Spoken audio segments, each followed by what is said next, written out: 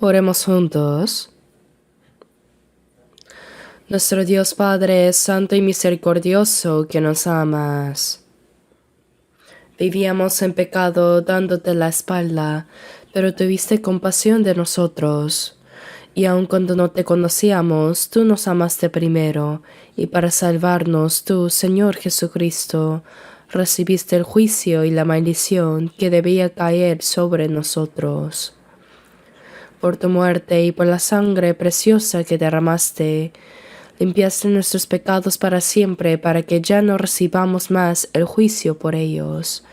Gracias por darnos la vida y la esperanza eterna, Señor.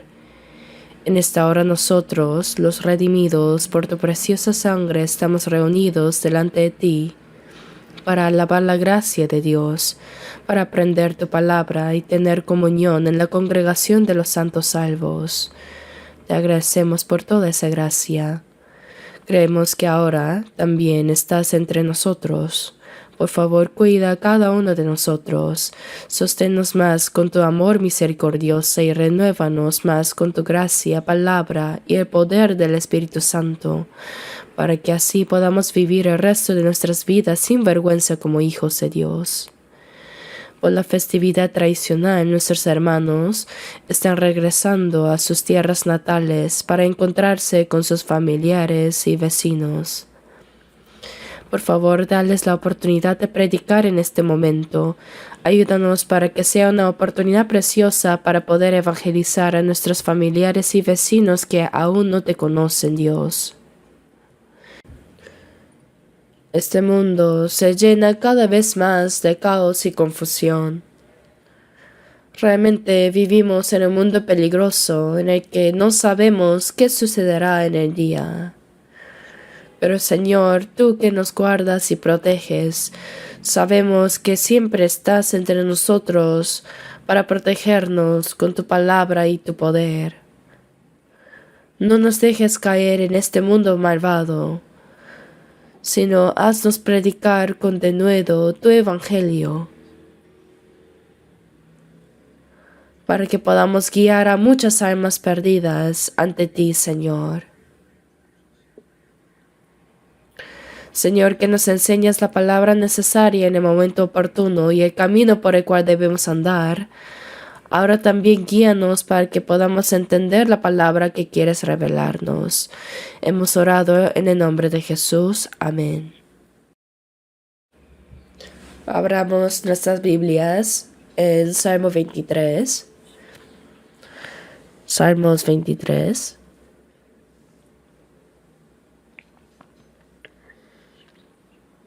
Salmos 23.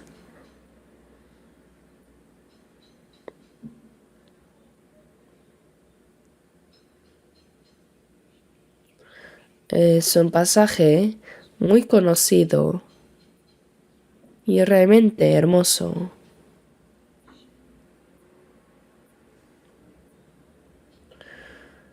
Leamos juntos despacio desde el versículo 1 hasta el 6. 1 al 6.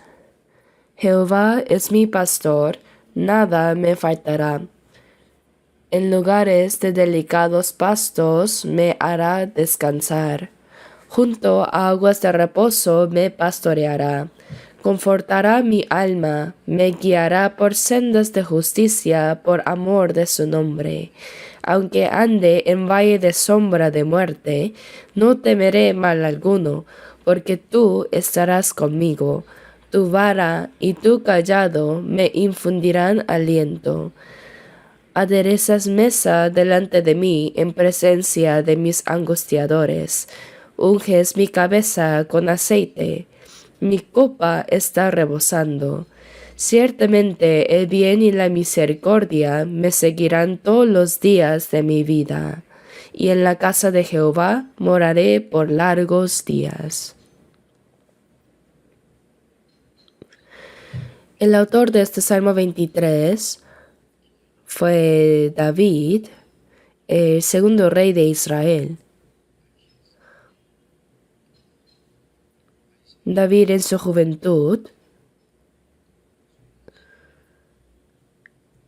era pastor de rebaño de su padre.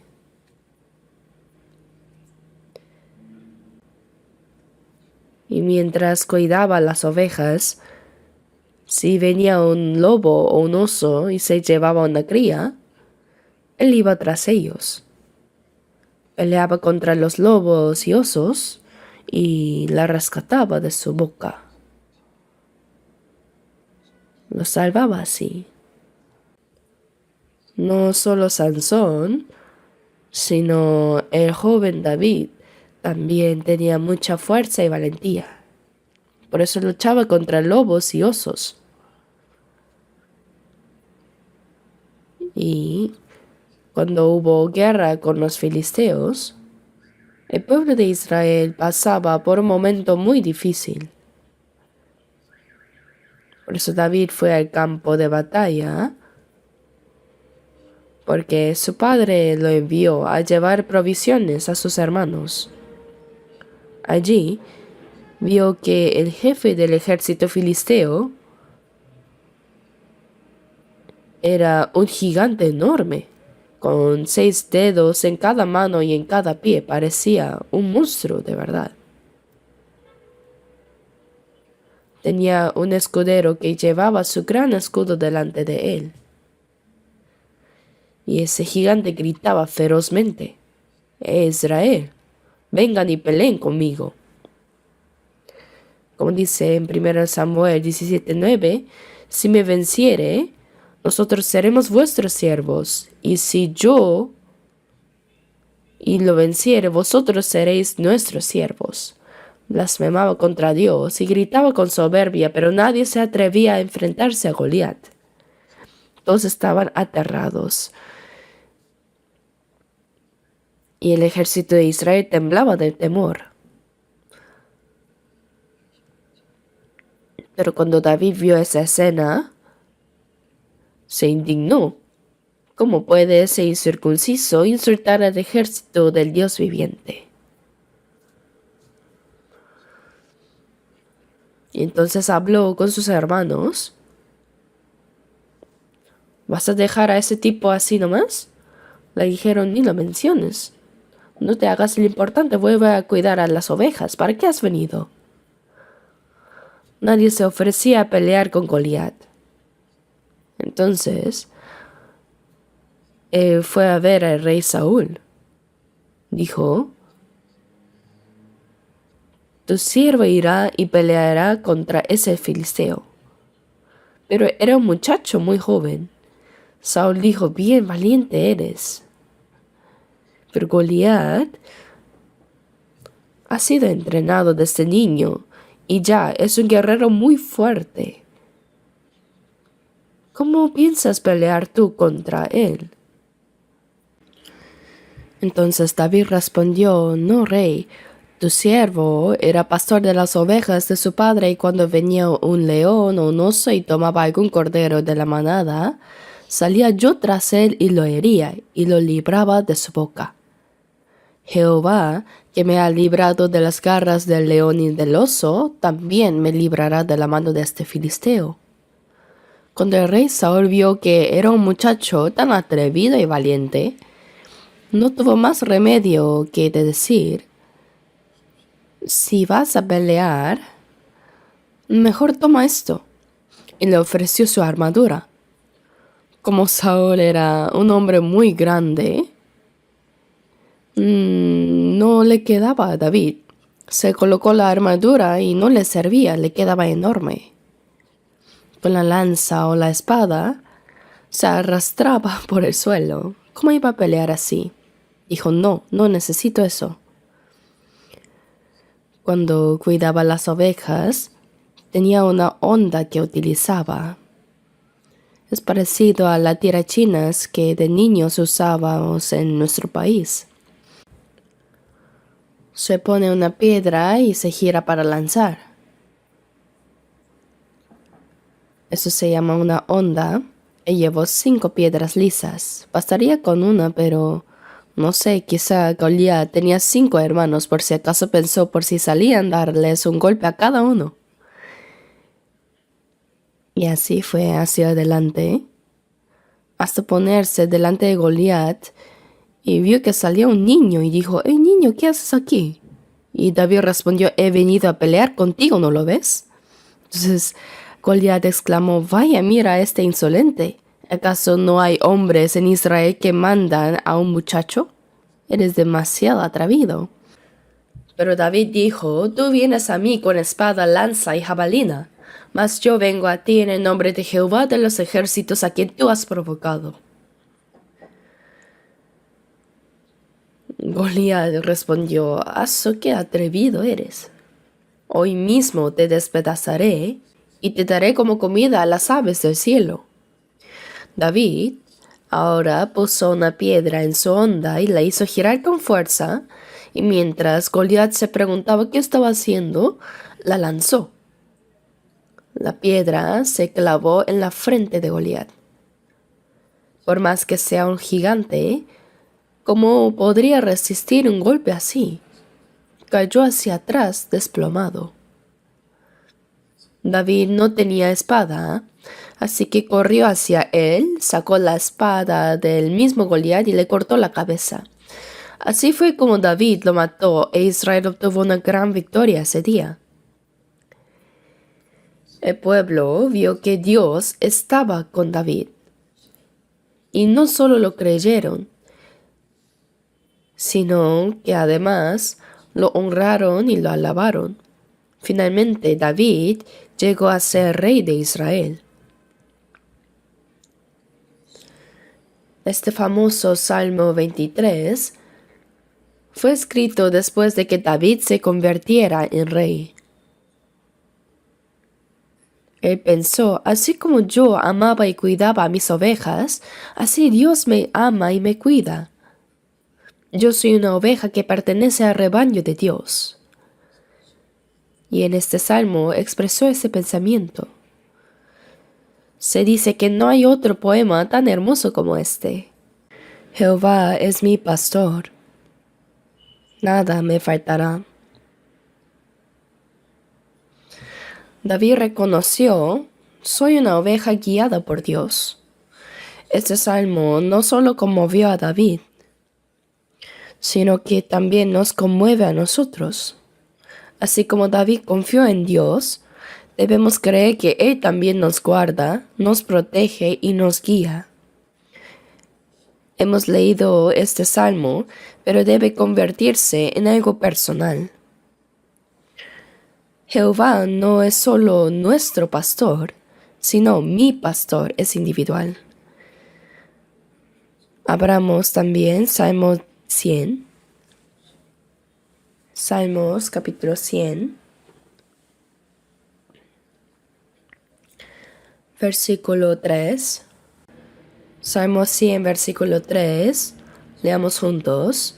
Reconoced que Jehová es Dios. Él nos hizo y no nosotros a nosotros mismos.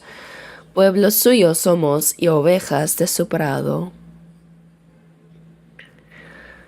En este Salmo 100 también dice, reconoced que Jehová es Dios. Esto significa que Él es nuestro creador. De todas las cosas que Dios creó, el ser humano es lo más valioso. Dios nos formó a su imagen y por eso el versículo dice, Él nos hizo y no nosotros a nosotros mismos. Pueblo suyo somos y ovejas de su prado. Sí, somos ovejas del rebaño del Señor. Los animales tienen su propia sabiduría para sobrevivir. Cuando aparece un enemigo, corren con todas sus fuerzas, o luchan, o se esconden rápidamente, ¿verdad? Pero la oveja no sabe hacer nada de eso. Cuando aparece un enemigo, no huye ni pelea, simplemente se queda quieta y es devorada. Una oveja no puede vivir si el pastor no la protege, la cuida y la guía. Realmente son animales muy especiales. Sin su pastor se convertiría en presa de los lobos. No saben a dónde ir ni cómo regresar a casa. Por eso en la Biblia hay muchos pasajes donde Dios es llamado el pastor y nosotros somos comparados con las ovejas. El Señor Jesús también habló de lo mismo. Veamos San Juan, capítulo 10.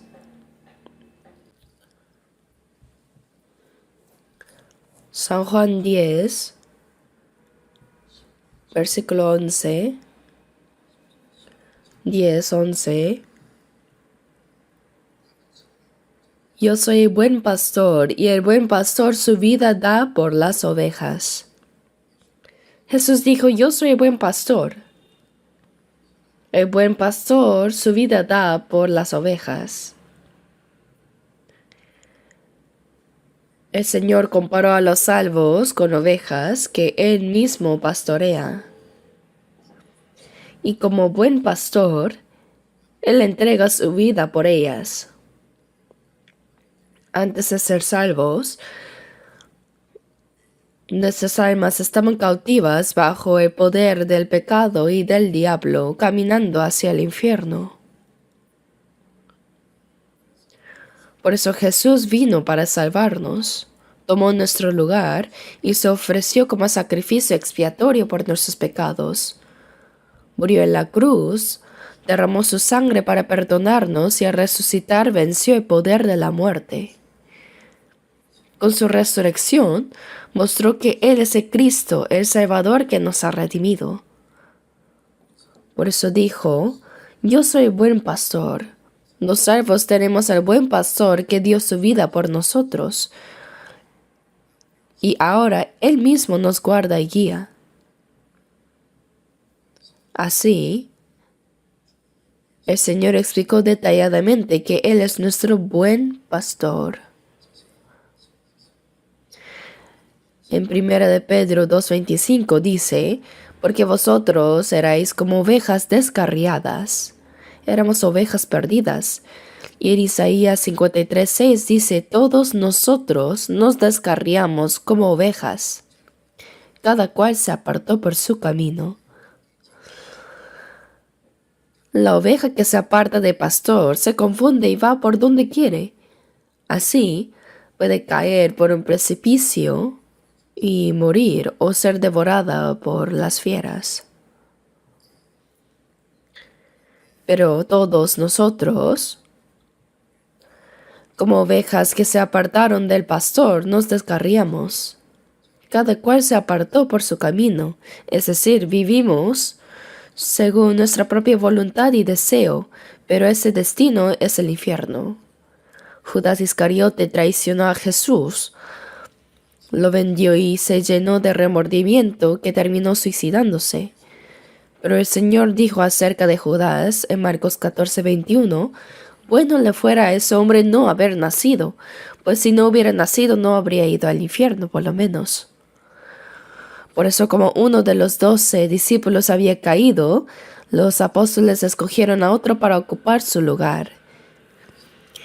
En Hechos 1:25 dice, para que tome la parte de este ministerio y apostolado, de que cayó Judas por transgresión para irse a su propio lugar.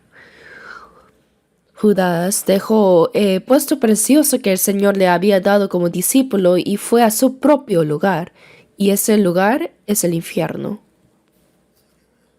Cuando el hombre se aleja de Dios y vive como una oveja sin pastor, guiado solo por su propio orgullo y deseos, termina en su propio lugar que es el infierno. En 1 Pedro 2:25 dice, porque vosotros seráis como ovejas descarriadas. Las ovejas que se extravían no tienen otra opción que perecer. Pero dice, ahora habéis vuelto al pastor y obispo de vuestras almas. Cuando fuimos salvos, regresamos al buen pastor que nos rescató. El versículo dice, al pastor y obispo de vuestras almas. ¿Y qué significa obispo? En una obra de construcción hay un supervisor que observa atentamente si el trabajo se hace bien, ¿no? Si alguien trabaja mal o negligentemente, lo corrige, lo reprende y le enseña cómo hacerlo bien. Así también el Señor no solo es el pastor de nuestras almas, sino también el supervisor que cuida y vigila toda nuestra vida. Él nos guarda, nos guía y nos observa. Debemos recordar esto siempre. Hemos vuelto al pastor y obispo de nuestras almas. Ahora leamos Juan 10, versículos 4 y 5. Y cuando ha sacado fuera todas las propias, va delante de ellas, y las ovejas le siguen porque conocen su voz, mas el extraño no seguirán, sino huirán de él porque no conocen la voz de los extraños. Cuando el pastor saca a las ovejas de redil, él va delante de ellas, y siempre camina adelante, entonces las ovejas lo siguen porque reconocen su voz. Yo fui a Israel 3 veces y allí hay pastores que cuidan rebaños en los montes. Y si uno observa las colinas, se ven senderos que serpentean por las laderas. Esos son los caminos que las ovejas acostumbran a recorrer.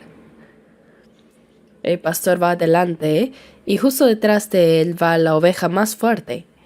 Y siguiéndolo de cerca, las demás ovejas caminan en fila detrás de ella.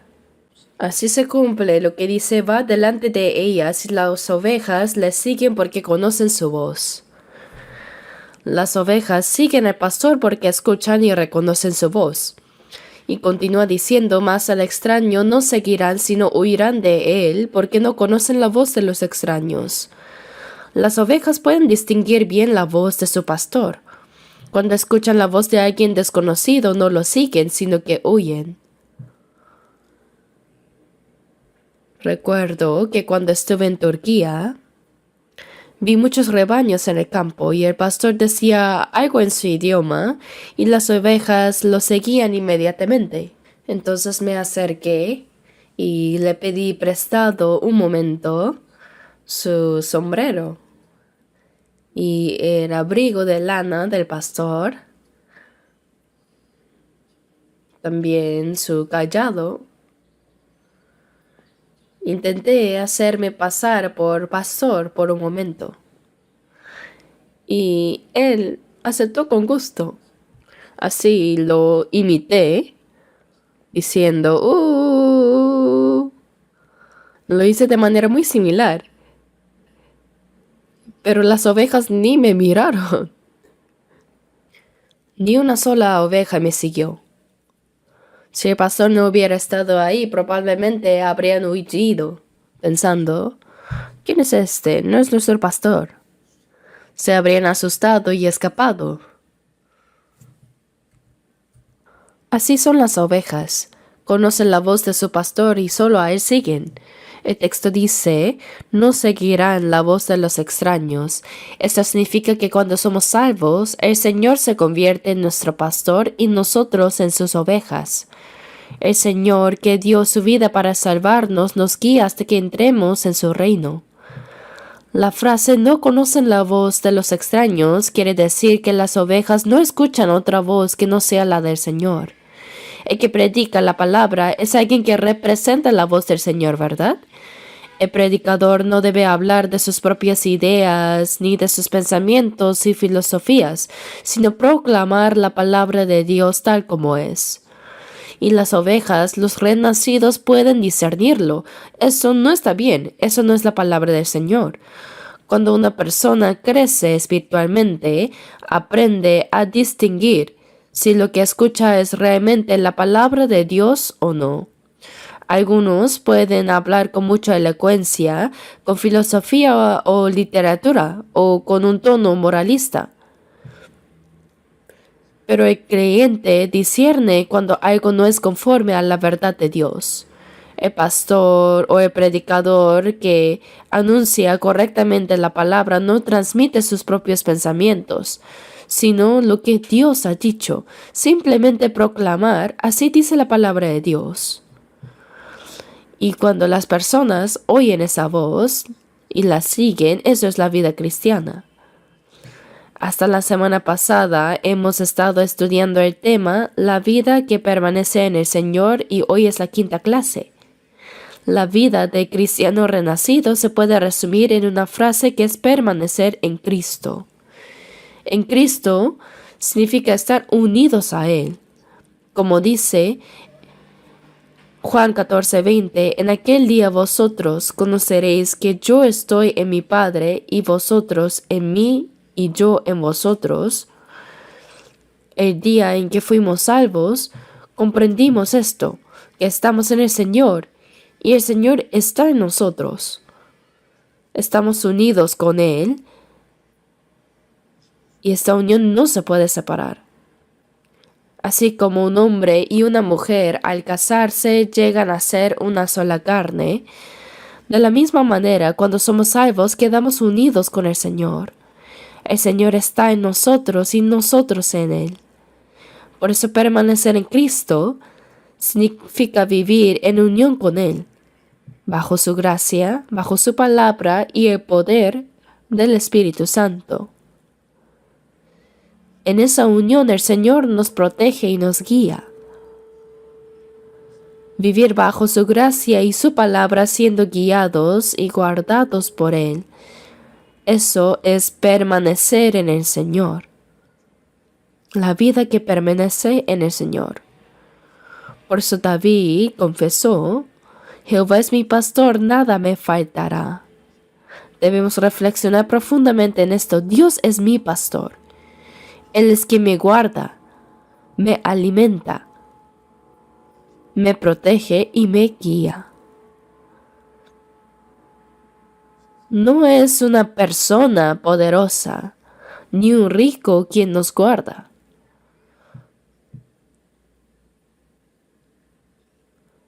Sino Dios es quien nos guarda, guía y protege y nos ayuda porque es nuestro pastor. Como dice en Salmo 23, 1 a 2, Jehová es mi pastor, nada me faltará. En lugares de delicados pastos me hará descansar. El pastor lleva a sus ovejas a verdes pastos donde pueden alimentarse y descansar. Dice, junto a aguas de reposo me pastoreará. Así el Señor siempre está con nosotros. Y siempre nos guía y nos protege y nos alimenta. El versículo 3 dice, confortará mi alma. El Señor no solo salva nuestras almas, sino que las renueva cada día. Me guiará por sendas de justicia por amor de su nombre. Dios también nos salvó para la gloria de su propio nombre. ¿Por qué? Porque Dios creó al hombre a su imagen. Cuando el hombre se aleja de Dios y vive en pecado, se convierte en presa del diablo. Si el hombre termina en el infierno, eso no trae gloria a Dios. Por eso, aunque el ser humano pecó, Dios lo amó y entregó a su Hijo unigénito hasta la muerte en la cruz para salvar su alma. Así, el Señor no solo nos salvó, sino que nos guarda, protege y guía hasta que lleguemos a su reino. Por tanto, dice, confortará mi alma, me guiará por sendas de justicia por amor de su nombre. Nuestra salvación es ante todo para la gloria del nombre de Dios. En Isaías 43:25 dice, Yo soy el que borro tus rebeliones por amor de mí mismo y no me acordaré de tus pecados. Dios tiene misericordia de nosotros, pero su perdón no es solo por compasión, sino por amor a su nombre, para que su gloria sea manifestada en la salvación del hombre. En Proverbios 14:28 dice, en la multitud del pueblo está la gloria del rey, y en la falta del pueblo la debilidad del príncipe. Imagina un reino con un territorio inmenso, con un palacio magnífico y majestuoso, pero con apenas unas pocas personas viviendo ahí, digamos 10 o 12. Entonces, ¿creen que un rey estaría feliz con solo unos pocos súbditos? No. La gloria de un rey está en tener muchos ciudadanos. Por eso dice, y en la falta del pueblo, la debilidad del príncipe. Cuando muchas personas son salvas, eso trae gloria a Dios. En Juan 15:5, Jesús dijo, yo soy la vid, vosotros los pámpanos. El que permanece en mí y yo en él, éste lleva mucho fruto. Y el versículo 8 dice, en esto es glorificado a mi Padre, en que llevéis mucho fruto.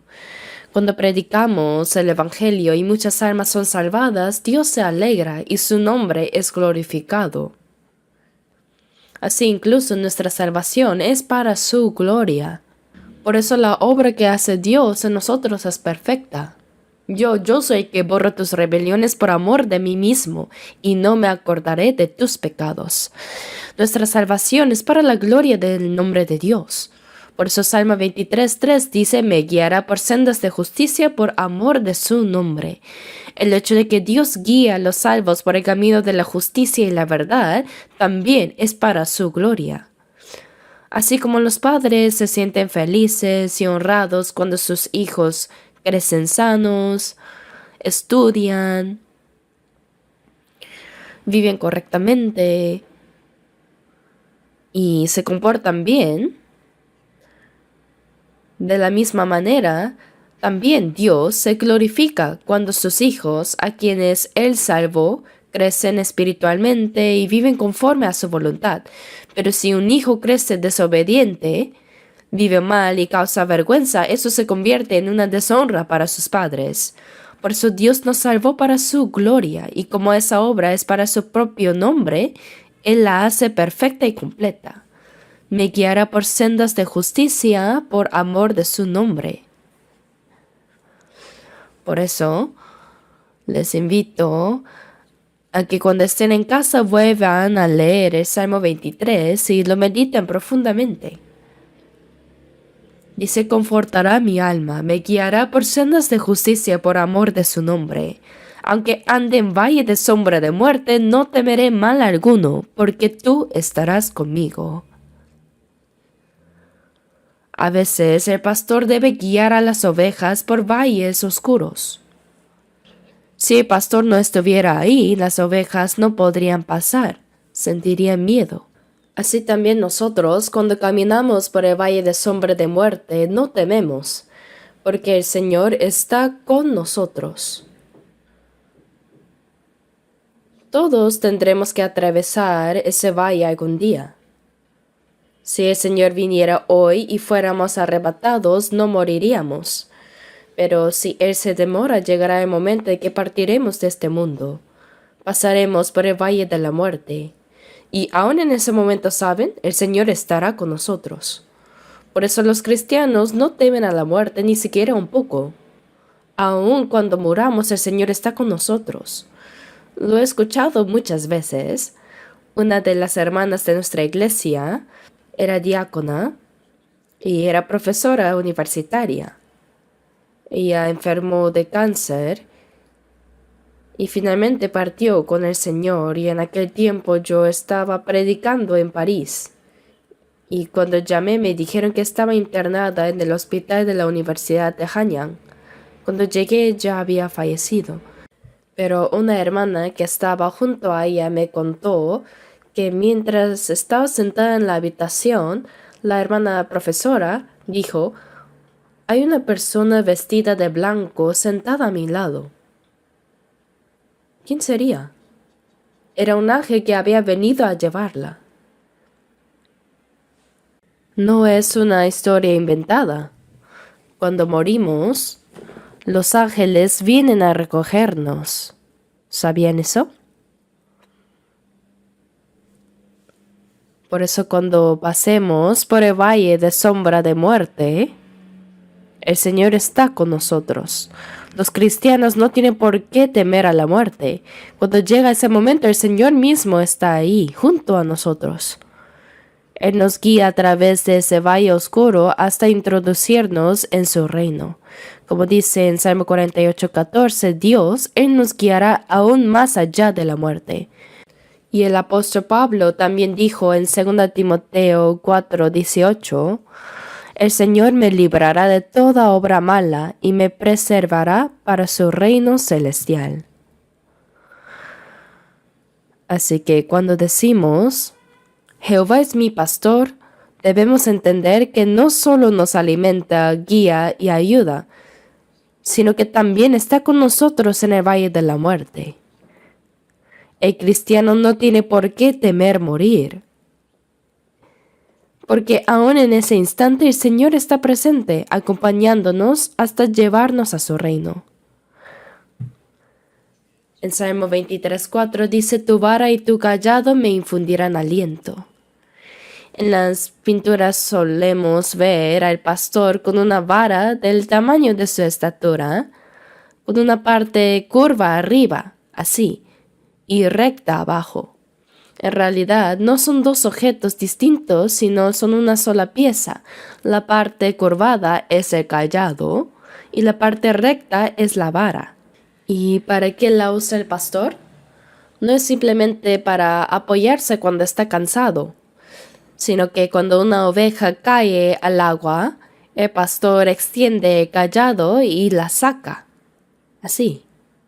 Y si una corre demasiado rápido, le engancha el cuello suavemente y le dice, ve más despacio. Y si alguna se queda atrás, la anima, vamos, no te quedes atrás. Si una se desvía o desobedece, la corrige con la vara. El pastor protege y guía a sus ovejas con la vara y el cayado. Por eso dice, tu vara y tu cayado me infundirán aliento. Quiere decir que el Señor nos protege y guía con su poder y su cuidado. Y el versículo 6 dice, ciertamente el bien y la misericordia me guiarán todos los días de mi vida. Esto quiere decir que el Señor está con nosotros todos los días. Y en la casa de Jehová, dice aquí, moraré por largos días. David escribió este salmo hace unos 3000 años, aproximadamente 1000 años antes de que viniera Jesucristo.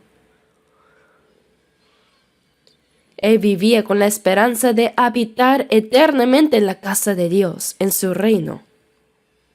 Cuando pasemos por el valle de sombra de muerte, ¿a dónde iremos después?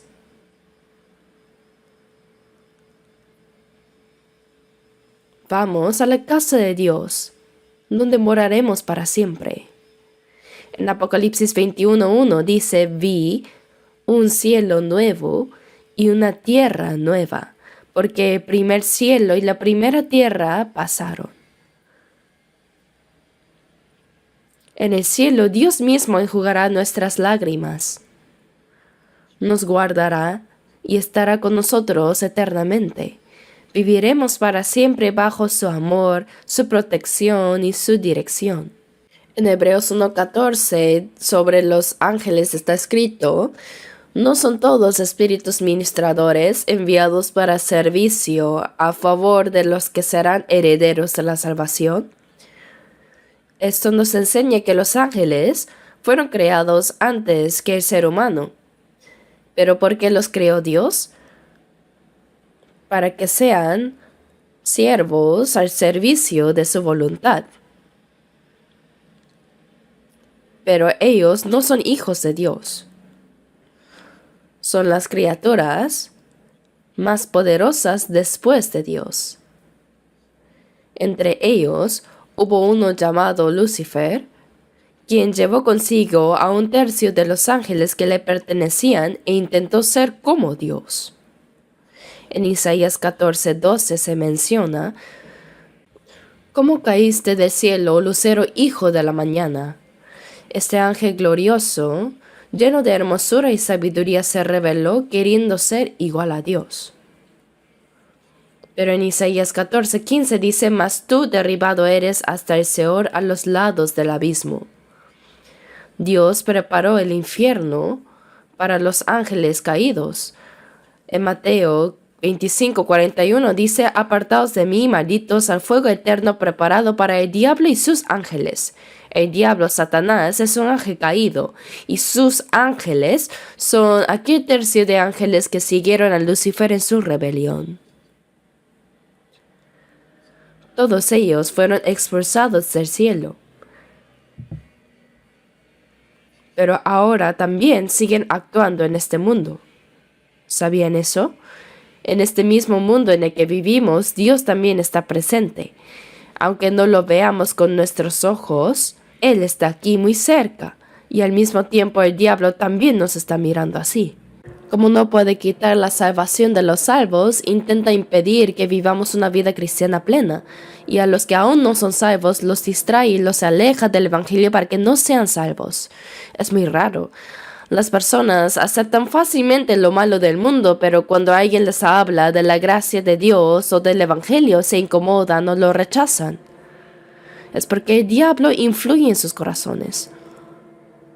Recuerdo una anécdota. La esposa de un médico que era creyente intentaba predicar a su esposo, pero él le respondía en tono burlón: tú cree y ve al cielo, yo me iré al infierno y viviré allá con Miss Corea.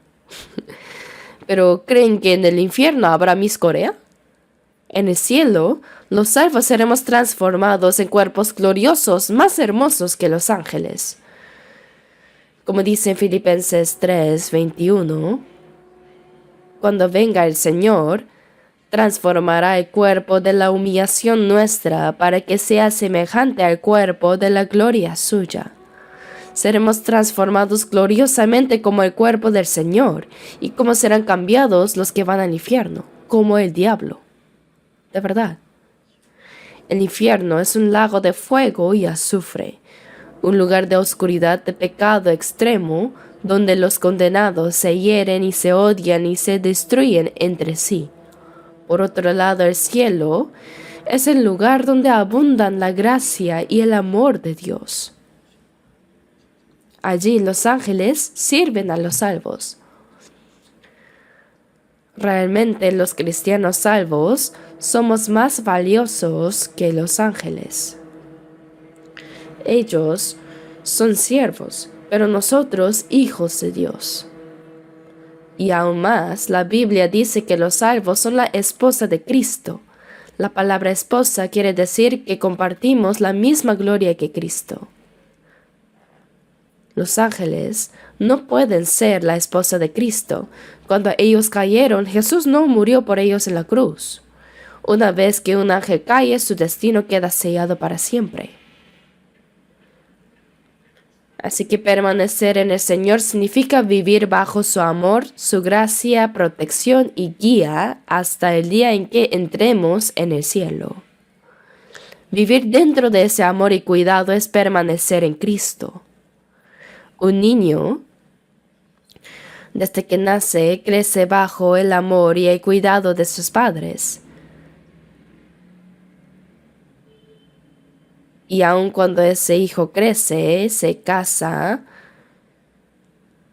y forma su propio hogar, los padres siguen preocupándose por él, observando y ayudando hasta el final. Pero el amor de Dios no se puede comparar con el de los padres. Por eso la vida cristiana normal es vivir en comunión con el Señor. Ahora vamos a buscar en Salmo 37. Salmo 37, versículos 23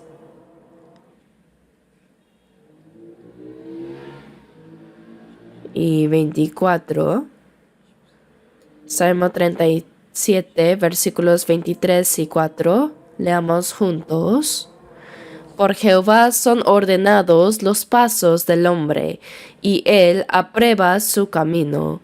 Cuando el hombre cayere, no quedará postrado, porque Jehová sostiene su mano. Dice: por Jehová son ordenados los pasos del hombre. Aquí no se refiere a cualquier hombre, sino a los salvos. Dios ordena los pasos de los cristianos salvos. Desde el momento en que recibimos la salvación hasta el día en que lleguemos al cielo, Dios ya ha trazado todo nuestro camino. Y dice, aprueba su camino. Dios se complace cuando caminamos por la senda que Él ha preparado para nosotros. La verdadera vida cristiana no consiste en vivir a nuestra manera durante la semana y venir el domingo a la iglesia para cantar, orar, dar una ofrenda y decir adoramos al Señor. Eso, en realidad, también lo hacen bien los budistas o los musulmanes, incluso con más entrega. Los cristianos no renacidos son iguales a otras religiones. Eso no es la vida cristiana. La verdadera vida cristiana es caminar cada día por el camino que el Señor ha trazado para nosotros. Dice, y Él aprueba su camino. Cuando el hombre cayere, no quedará postrado. Sí, podemos caer, pero el Señor nos sostiene con su mano. No quedará postrado porque Jehová sostiene su mano. Si nos caemos, el Señor nos agarra y nos levanta. Aunque nos equivoquemos, Él nos abraza y corrige. ¡Qué amor tan grande tiene el Señor! Pero eso no significa que ignore nuestras faltas. Él nos disciplina también porque nos ama. Ahora abramos en Salmo 32, versículo 8.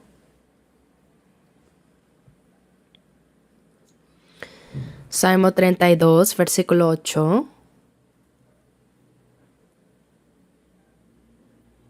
Les leo, versículo 8. Te haré entender y te enseñaré el camino en que debes andar. Sobre ti fijaré mis ojos. No seáis como el caballo o como el mulo sin entendimiento, que han de ser sujetados con cabestro y con freno, porque si no, no se acercan a ti.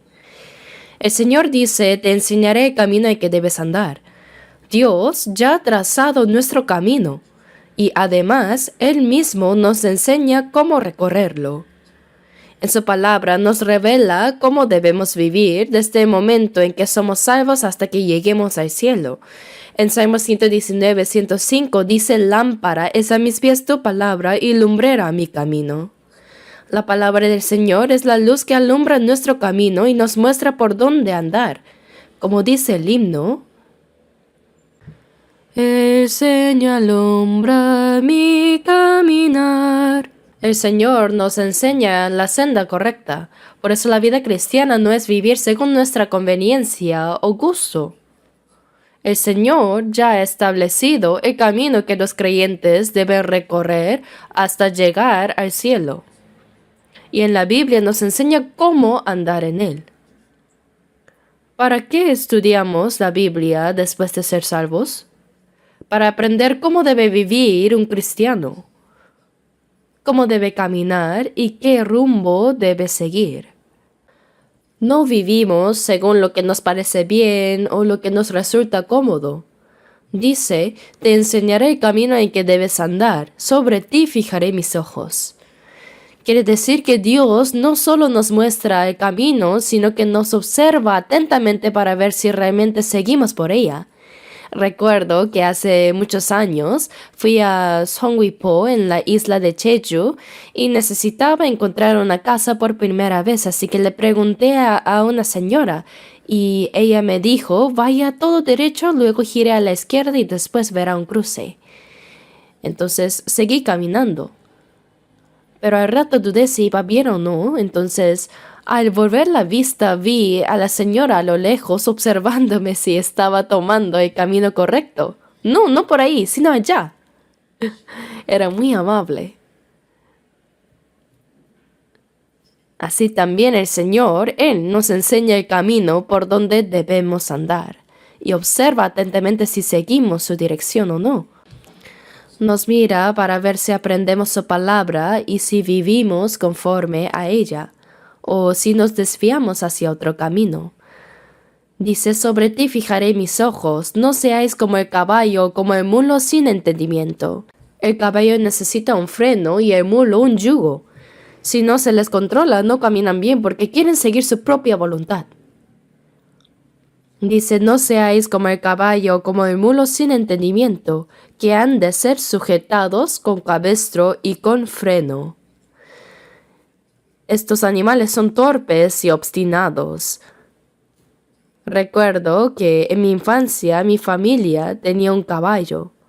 Para controlarlo había que ponerle freno, bocado adentro. Pero ¿cómo no se le rompen los dientes? Pero ¿sabían que en esa parte de la mandíbula del caballo no tiene dientes? Dios lo creó así desde el principio, dejando ese espacio vacío para colocar el freno sin dañarlo. Si no me creen, abran la boca de un caballo y toquen con el dedo. Ahí no hay dientes. Así se le coloca el bocado y luego la brida que va alrededor del cuello o de la cabeza. El buey, en cambio, se guía por un aro que le atraviesa la nariz.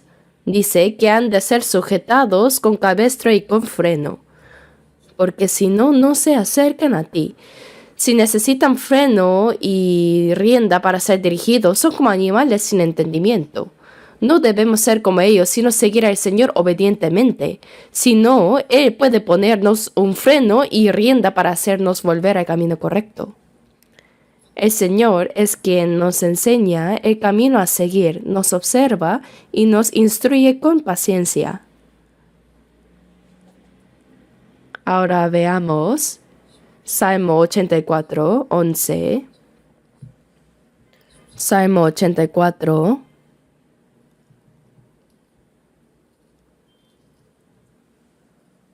Versículo 11. Leámoslo juntos.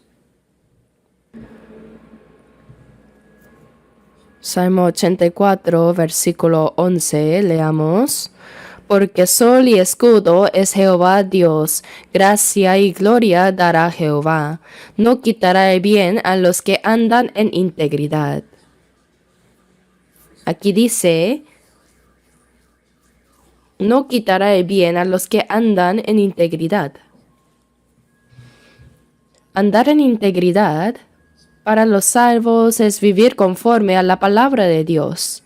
Integridad significa vivir derechamente, rectamente, seguir el camino que Dios ha establecido sin desviarse.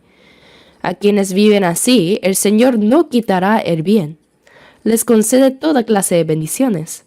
Piénsenlo, si hemos sido salvos y somos hijos de Dios, el Creador del cielo y de la tierra es nuestro Padre. Jesús nos enseñó a orar, Padre nuestro que estás en los cielos. Papá, sí. Dame esto, por favor.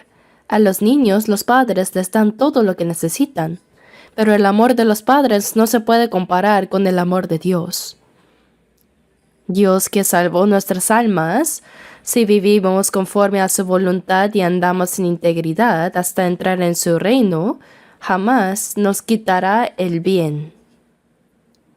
Nosotros no vivimos solo dependiendo de nuestros propios medios, esfuerzos o sabiduría. Claro que debemos esforzarnos, pero siempre dentro de la palabra de Dios. ¿Saben algo? Si solo buscamos agradar a Dios, saldremos ganando, porque Dios nos da todo lo que necesitamos. En Mateo 10:30 dice, pues aún vuestros cabellos están todos contados. Dios cuenta hasta el número de nuestros cabellos. Y en Salmo 147:4 dice, cuenta el número de las estrellas, a todas ellas llama por sus nombres. Ni siquiera los astrónomos saben cuántas estrellas existen. Dicen que hay galaxias formadas por 100,000 millones de estrellas, y otras 100,000 millones de galaxias más. Nadie puede contarlas, pero Dios las cuenta todas y las llama por su nombre. Es asombroso. Y ese mismo Dios dice que ha contado también los cabellos de los santos salvos. Mientras que nosotros ni siquiera podemos contar nuestras pestañas. pero Dios ha contado cada cabello de nuestra cabeza. No quiere decir que no tenga nada mejor que hacer, sino que no hay nada de nuestra vida que Él no sepa. Como dice el himno, mas yo sé a quien he creído y es poderoso para guardarme y sabe toda mi vida y me cuidará siempre. El Señor que conoce bien toda nuestra situación. Si oramos, confiamos en Dios y vivimos conforme a su voluntad, Él nos ayudará directamente. No quitará el bien a los que andan en integridad. Dios les da todo lo bueno. ¿Acaso esto es un cuento? No, es una promesa de Dios. Si uno cree, será hecho conforme a su fe. Pero muchos no lo creen, por eso, sin importar los medios o los métodos, aunque sean contrarias a la palabra de Dios, si piensan que tiene razón, simplemente siguen adelante. Pero cuando Dios dice de una sola vez no, todo se derrumba. ¿Me dejo entender? A la gente de este mundo Dios les deja vivir como quieran. Es porque no son sus hijos. No tiene por qué intervenir.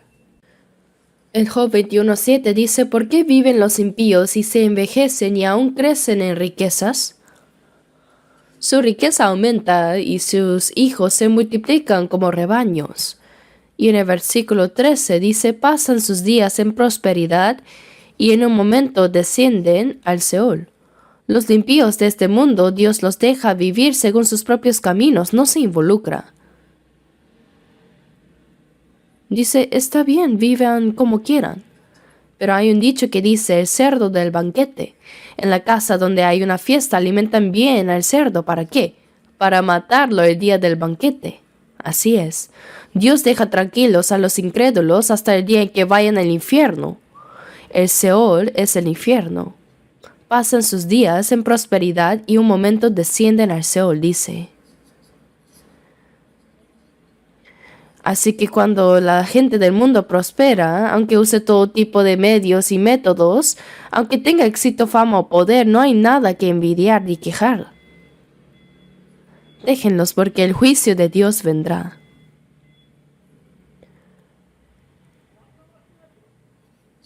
Dios no permite que sus hijos vivan como quieran.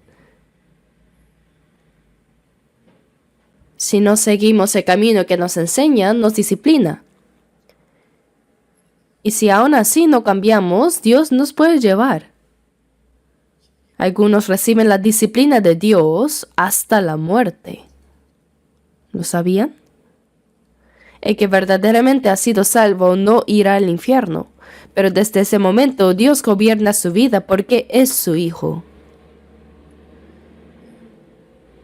Eso es permanecer en el Señor, dentro de su plan, vivir bajo su protección y su gobierno. No se puede salir de eso. ¿Podemos vivir lejos de Dios haciendo lo que queramos acaso? Dios no lo permite. Si alguien puede vivir como quiere sin que le pase nada, entonces es un hijo que Dios ya ha desechado. Los hijos de Dios no pueden vivir como les da la gana. Dios no los deja así. Veamos Deuteronomio 6. Deuteronomio 6, versículo 18.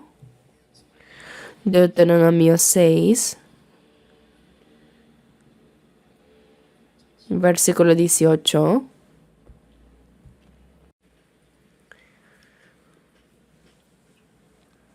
Leamos juntos.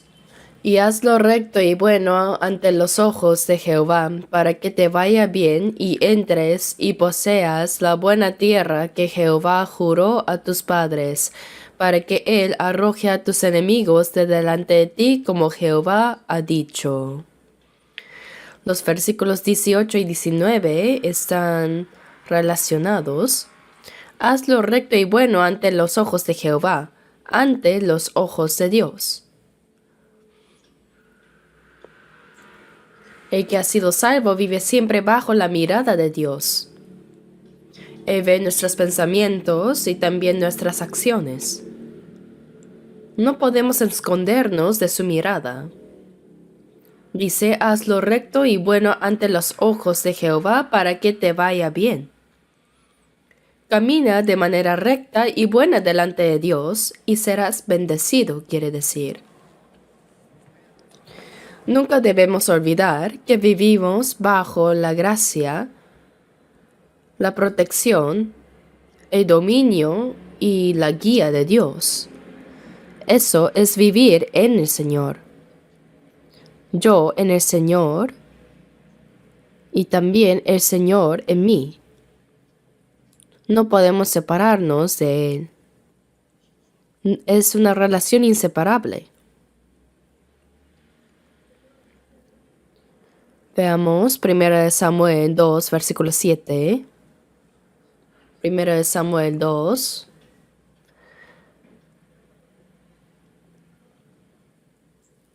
Versículo 7.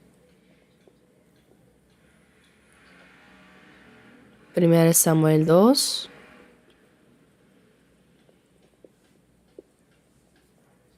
Versículo 7. Leamos juntos. Jehová empobrece y él enriquece, abate y enaltece. Jehová empobrece y él enriquece. Dios, cuando es necesario, también nos permite pasar por la pobreza.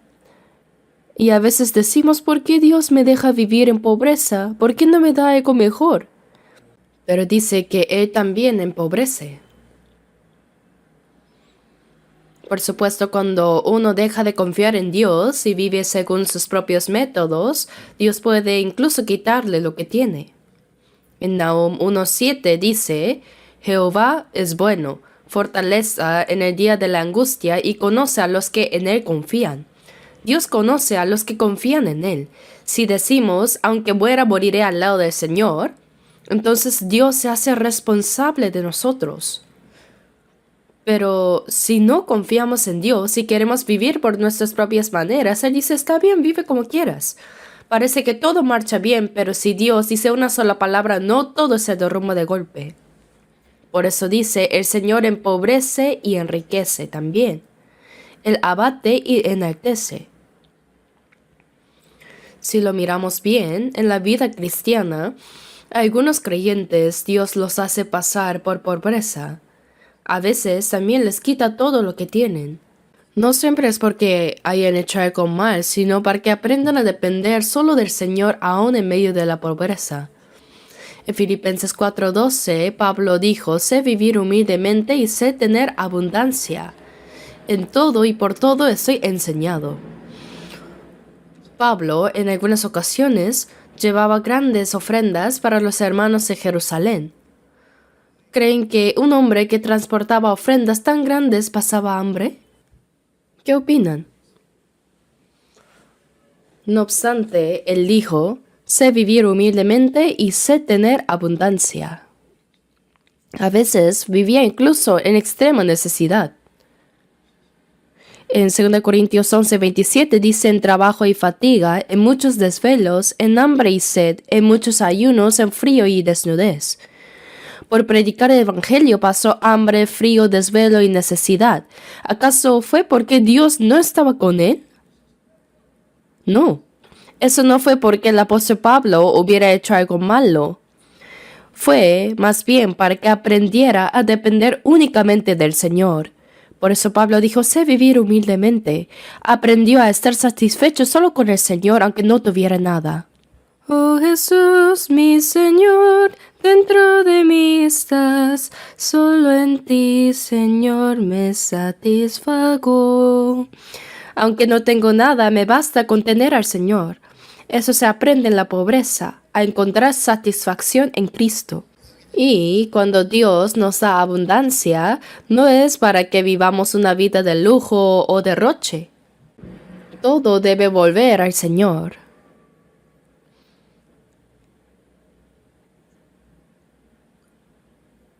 ¿Conocen el dicho? ¿Las riquezas son la prueba del carácter?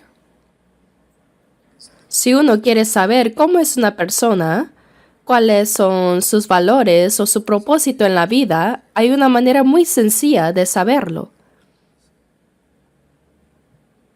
Dale una gran cantidad de dinero. Dale 10 millones o más de dólares y dile, úsalos como quieras.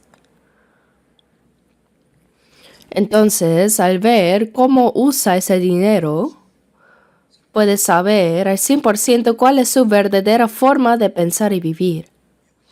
En Estados Unidos hay loterías. A veces el premio es enorme, de millones y millones de dólares. Y cuando alguien gana, ¿qué pasa? Piensa que su destino cambiará por completo, ¿verdad? Compra primero la mejor casa, luego un auto de lujo, lo mejor. Después cambia todos los electrodomésticos por nuevos y también cambia de esposa. Ya no trabaja porque tiene dinero. ¿Y qué sucede? Se arruina por completo. Eso no es una bendición. Cuando fui a China, fui a predicar el Evangelio. Visité aldeas tan pobres que ni siquiera tenían teléfono. Era impresionante la pobreza allá. Pero algunas de esas personas fueron a Corea a trabajar. Conocieron a nuestros hermanos, trabajaron en construcción y acumularon mucho dinero y luego regresaron a Corea y ya no quisieron trabajar más.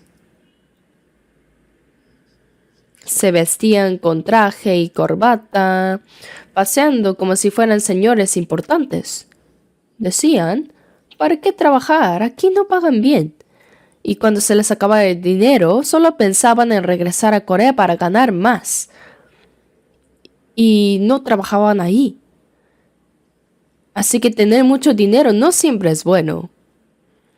A veces el dinero destruye a las personas, las hace orgullosas y también perezosas. Por eso a los creyentes, Dios a veces también los enriquece, como el apóstol Pablo.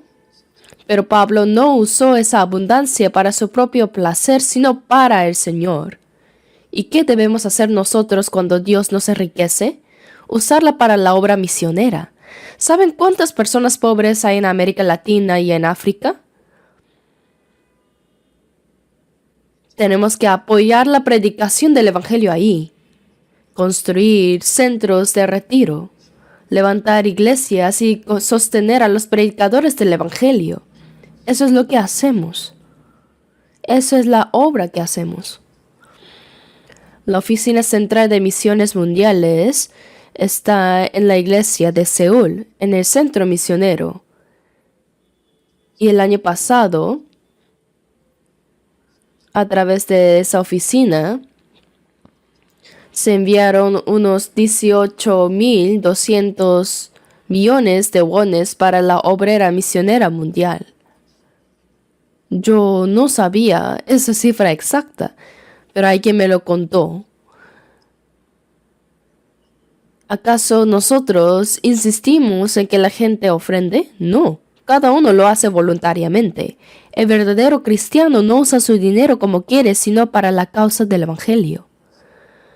Como dice, teniendo sustento y abrigo, estemos contentos con esto. Y lo demás, que sea para el Evangelio.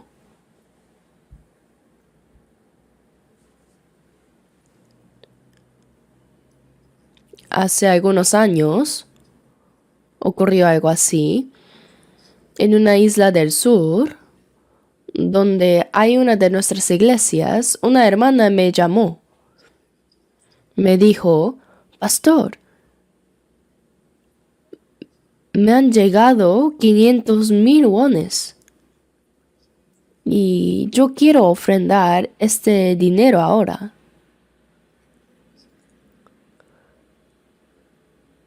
¿qué debo hacer, pastor? Yo le respondí, sí, hágalo de la manera que le sea más conveniente. Después de eso, no tuve más noticias. En el campo, 500,000 wones es mucho dinero, ¿verdad? Pensé que tal vez estaba reuniendo el dinero poco a poco. Tiempo después, durante un seminario de la Biblia en Gwangju, mencioné el caso delante de las iglesias. Una hermana de una isla me dijo que quería ofrendar 500,000 wones, pero no he vuelto a saber de ella. Y después recibí una llamada. Un hermano había contado esa historia en su casa y la hermana dijo, esa soy yo. Ya lo hice, incluso con los intereses. Había depositado el dinero y tras ahorrar y cuidar cada centavo lo envió como ofrenda para las misiones mundiales. ¿Acaso los que ofrendan lo hacen porque tienen dinero? No. Aunque lo tengan, si no hay corazón no pueden hacerlo. Y hay quienes, aún sin tener, ahorran con sacrificio para entregarlo a la obra del Evangelio. La manera en que una persona usa su dinero muestra su sistema de valores y el propósito de su vida. Si alguien solo porque tiene dinero gasta sin medida, come todo lo que quiere, hace todo lo que desea, esa persona tiene un problema, ¿verdad? En nuestra iglesia también hay pastores que viven con muchas dificultades predicando el Evangelio. Debemos pensar en eso.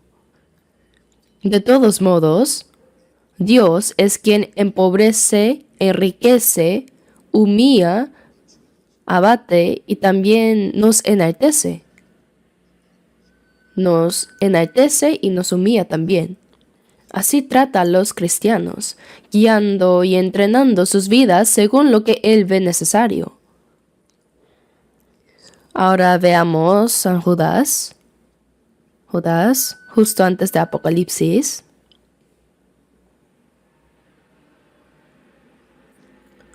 Judas es muy breve, solo tiene un capítulo. Es el libro más corto de la Biblia. Judas 1, versículo 24 y 25 leamos.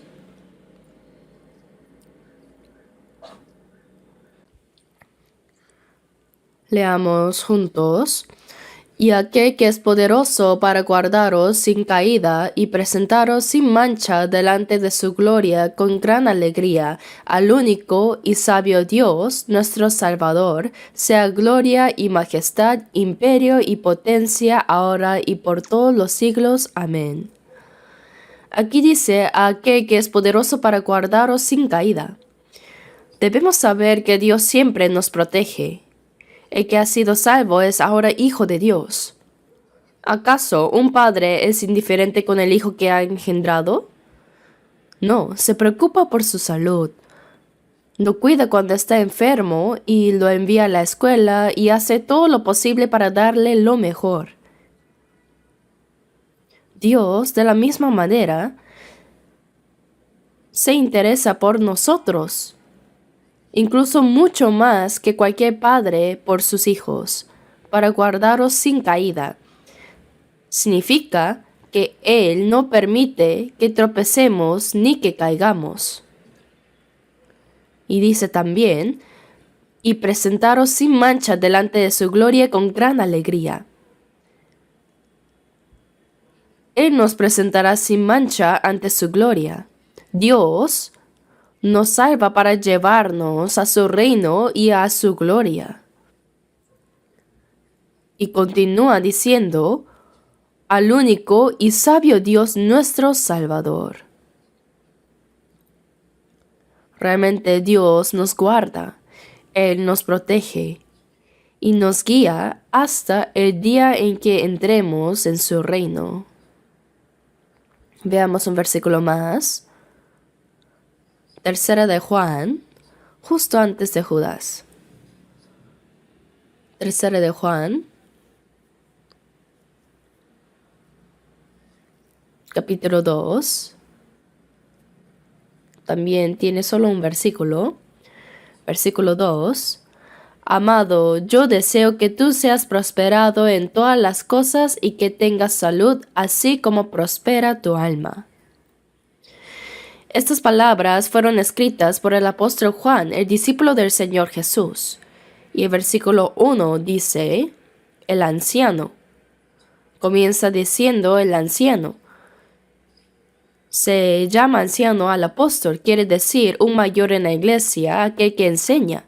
Entre los ancianos habían los que se encargaban de enseñar y otros de dirigir la iglesia, pero aquí se refiere al apóstol.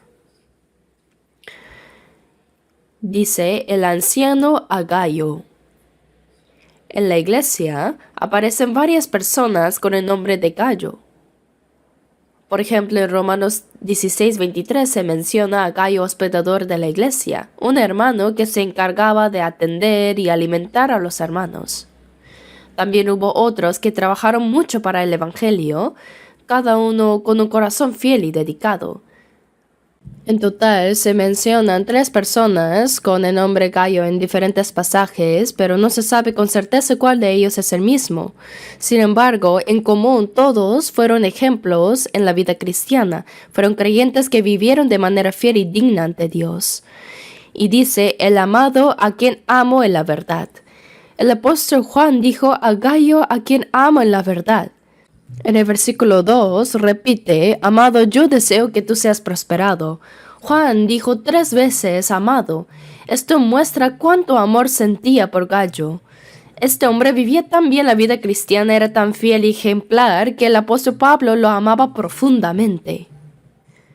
Dijo, amado, yo deseo que tú seas prosperado en todas las cosas y que tengas salud así como prospera tu alma. Amado, así como prospera tu alma. ¿Qué significa que el alma prospere? Significa no solo haber recibido la salvación, sino también vivir sirviendo a Dios y buscando su voluntad. En Mateo 6:33 dice, mas buscad primeramente el reino de Dios y su justicia, y todas estas cosas os serán añadidas. Esto quiere decir que además de ser salvos, debemos servir al Señor y además vivir conforme a su voluntad. Si vivimos buscando su reino y su justicia, Dios promete añadirnos todo lo necesario. Por eso cuando el apóstol Juan ora diciendo, amado, yo deseo que tú seas prosperado en todas las cosas y que tengas salud, así como prospera tu alma, está pidiendo una bendición completa. Que el bienestar físico y material de su hermano sea tan abundante como su prosperidad espiritual. Cuando uno ama verdaderamente a alguien, ora por esa persona. ¿Y cómo debemos orar? Señor, bendice a este hermano conforme a su fe y a su obediencia según tu voluntad.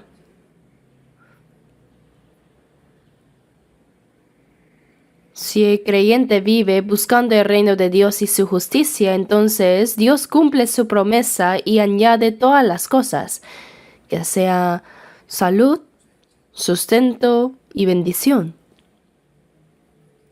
Algunos llaman a esto una bendición triple, pero no es algo que se aplica a cualquiera. Primero debe cumplirse la condición así como prospera tu alma. El alma prospera cuando ha sido salva y cuando vive en obediencia a Dios. Entonces el Señor concede bienestar en todas las áreas de la vida. Todo esto sucede dentro de la gracia, el amor y la protección de Dios. Esta es la vida en el Señor, la vida que se vive bajo su cuidado. Los salvos somos ahora hijos de Dios. Él nos guarda, nos ama y nos guiará hasta que entremos en su reino celestial. Por esa razón, lo único que debemos buscar es cómo vivir conforme a su voluntad y cómo agradarle más. Si hacemos eso, Dios mismo se encargará de todo lo demás. Oremos juntos. Nuestro Dios Padre misericordioso, en esta última época que has determinado, y entre tantas personas, gracias por llamarnos y salvarnos primero. Nos has diferenciado santamente de este mundo y gracias por guardarnos y guiarnos para que vivamos bajo la protección tuya. Nosotros permanecemos en ti y tú permaneces en nosotros. Creemos que siempre nos guardas y hasta que entremos en tu reino nos guiarás. Señor, ayúdanos para que las cosas vanas de este mundo no roben nuestro corazón. No queremos seguir los deseos de la carne, sino solo tu santa voluntad para alegrarte. Haznos recordar y confiar siempre en que hasta que entremos en tu reino, estaremos bajo tu dominio y protección. Encomendamos todo en tus manos de poder y misericordia, y oramos en el nombre de nuestro Señor y Salvador Jesús. Amén.